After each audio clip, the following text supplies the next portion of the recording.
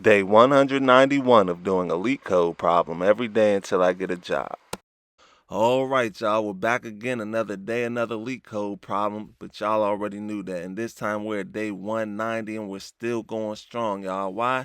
Because we're staying disciplined and we're staying consistent until we achieve our goals, whatever they may be. And I'm here to encourage you to do the same, y'all. We're all here to be better than we were yesterday. That's why we're doing this every day. And the hard part is staying consistent. The hardest part of this journey is just staying consistent and not giving up, y'all. So that's part of the reason why I want to encourage y'all to keep going and keep pushing through, and don't listen to the naysayers. Don't listen to the people that tell you can't do this or you can't do that. It doesn't matter what that goal might be. It might be programming, or it might be doing 100 push-ups. It might be running 10 miles. Whatever you put your mind to, you can do. Why? Because you're a swift programmer, and that's what we do, y'all. We're programmers, and when we put our mind to something, we stay disciplined until we achieve whatever it is that we put our mind to, y'all. So that is very important to wrap your mind around when it comes to any journey, whether it's life or anything that you want to achieve, y'all. Whatever goals you want to achieve, you have to stay disciplined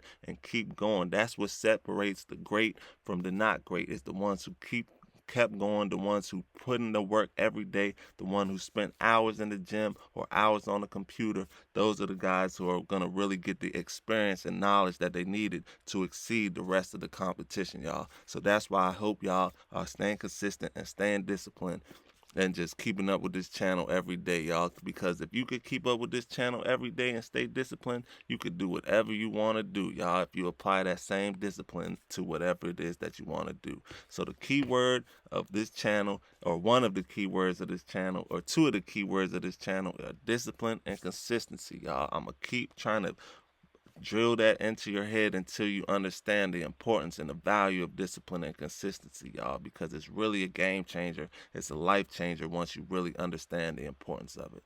Now, with all that being said, before we get started, y'all, don't forget, bring a mouse right over here and click that subscribe button for me, y'all. And then after you click that subscribe button, go ahead and smash that like button for me, y'all. And then after you smash that like button, I'm calling all of my bankers. I repeat, all of my bankers to the comment section right now. I need y'all to drop 2 bank emojis in the comment section so we could run up this engagement and we could push this content out to a broader audience, y'all. As Swift community members, it's up to us to help the community to grow. And one way we could do that is to push this content or share this content out with as many people as we could find that will watch it, y'all. So your support is appreciated when it comes to that.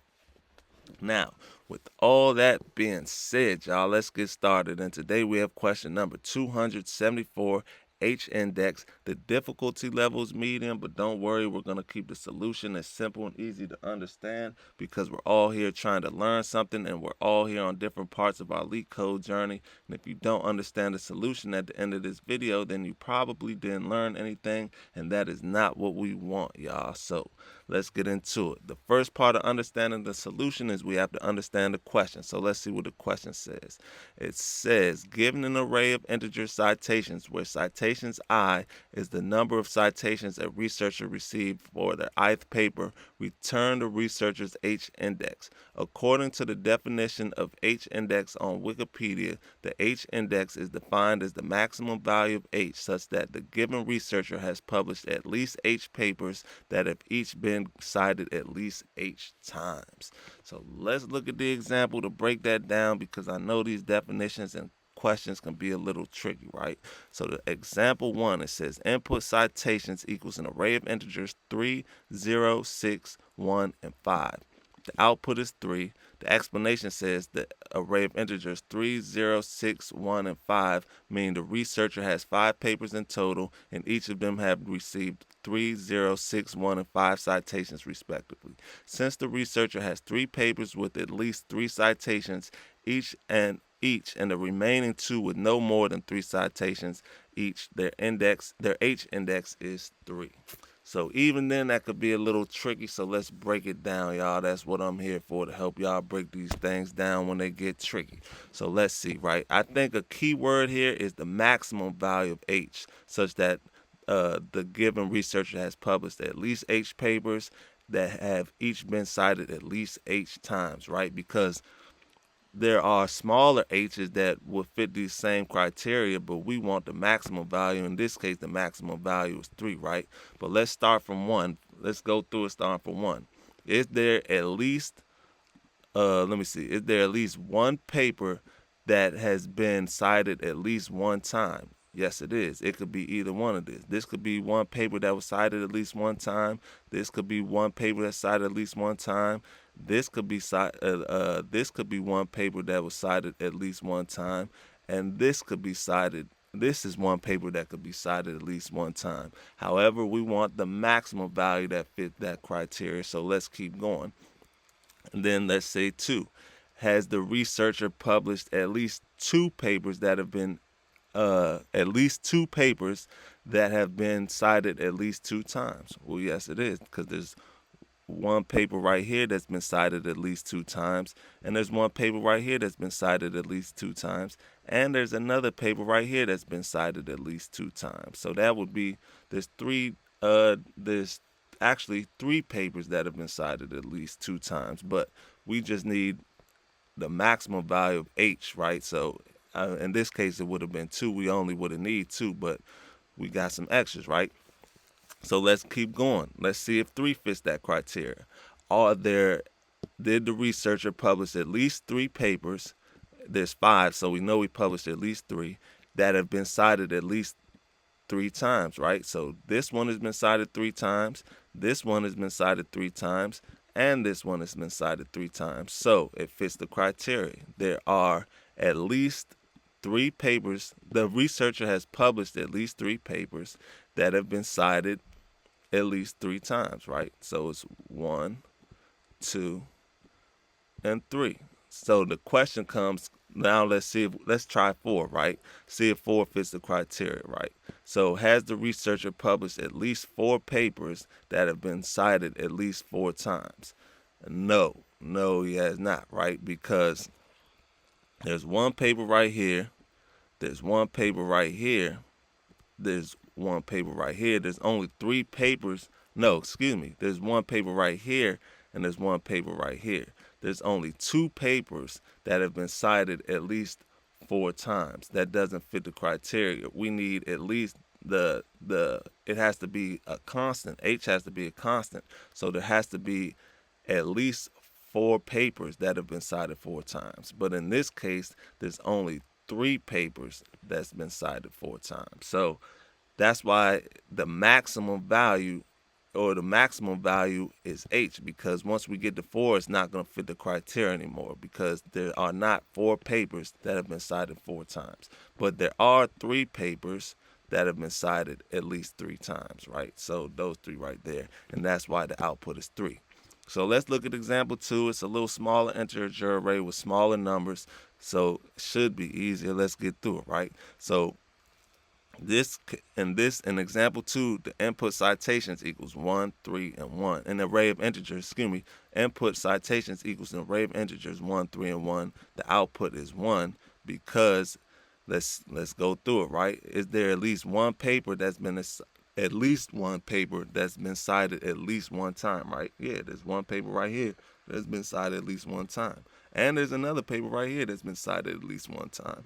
And there's another paper right here that's been cited at least one time. So we have 3 different papers we could choose from, really, that fit this criteria.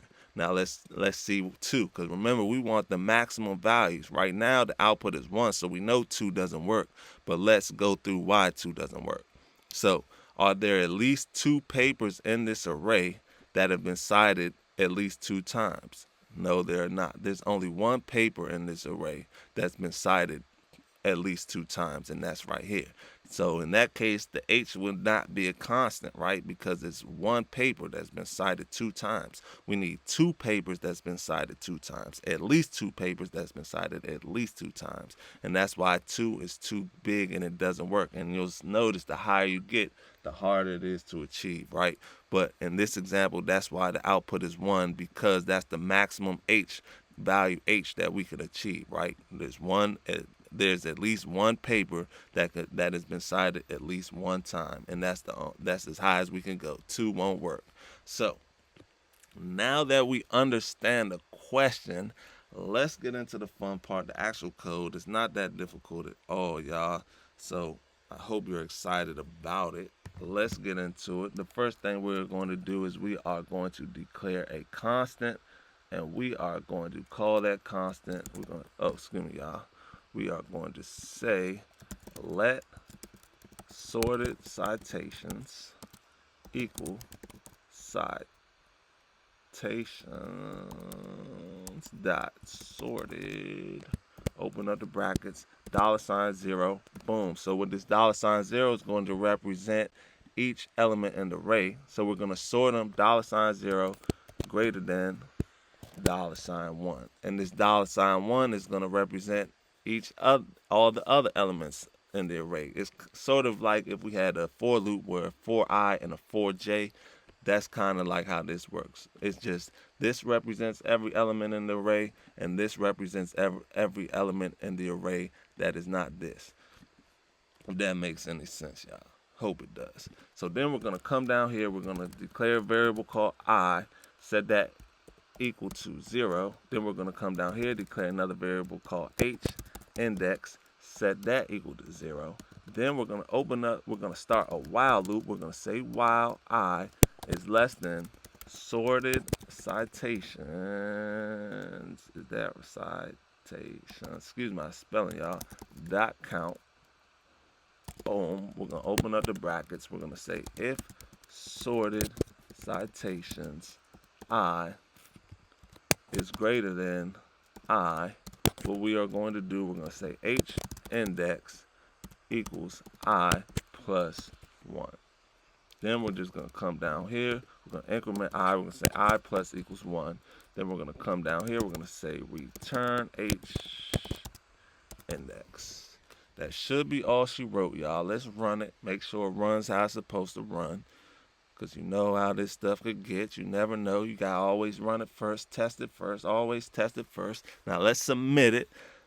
Make sure it still runs after it's been submitted. I don't know why this starts keep popping up now, y'all, but it's accepted, y'all, with 1 millisecond beat 44.71% of users with Swift, y'all. Now that's what I'm talking about. That's what I like to see. And you know what else I like to see? I like to see y'all here tomorrow for another day, another LeetCode problem. See y'all then.